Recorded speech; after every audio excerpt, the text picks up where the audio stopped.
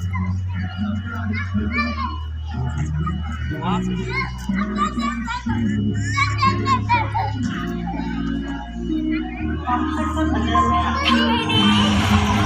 ช่วยได้วันแซ่บเต็มแผ่นอร่อยเต็มคำกินข้าวก๋วยเตี๋ยวซีซ่าคือแซ่บทุกเมนูเส้นวันกินกับอะไรก็อร่อย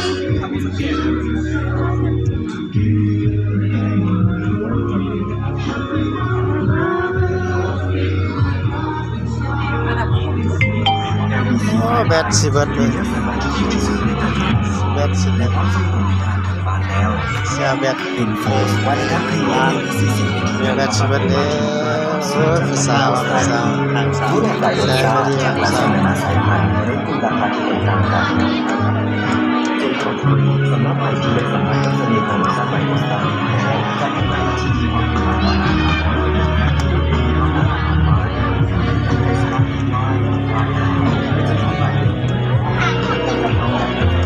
บอกว่าฮะ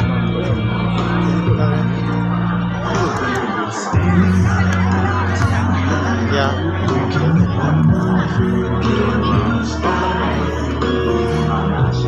ถ่ายลงกันเริ่มเอาอันตัวจับมามีนั่นเนาะเราบ่มีอันของสมวยเนาะคืออนุสิทธิ์ให้อาจจะอยู่โต๊ะประจักษ์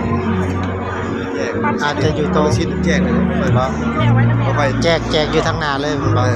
ว่าไปเฮ็ดบริษัทอนุสิทธิ์ไว้นะโอ้แม่นเลยครับโอ้สาว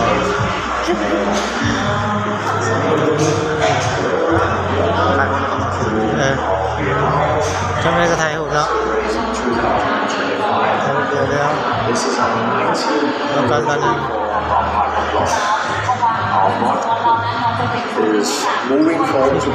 บัดออกมาจังไงออกมาหน้าแล้ว